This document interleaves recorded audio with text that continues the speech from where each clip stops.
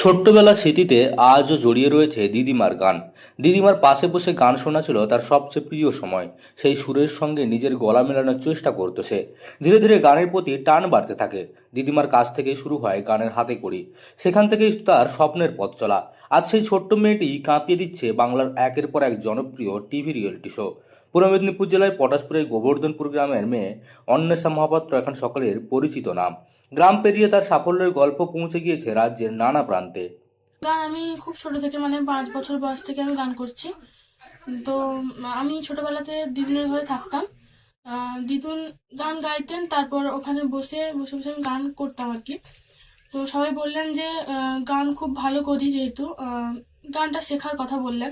তো দিদুন আমাকে হাতে করে মানে দিতে থাকেন। তারপর আস্তে আস্তে বড় হলাম, বড় হতে মা বাবার কাছে এলাম, মা বাবা গুরুর কাছে দিলেন। তারপর গুরুর কাছ থেকে শিখলাম। তারপরে আস্তে আস্তে একদিন মানে টিভি চ্যানেল থেকে ডাক এলো আমার। তো বাবা নিয়ে গেলেন ওখানে, ওখানে অডিশন দিলাম। অডিশন দেওয়ার পরে কম্পিটিশনে ফার্স্টও হলাম।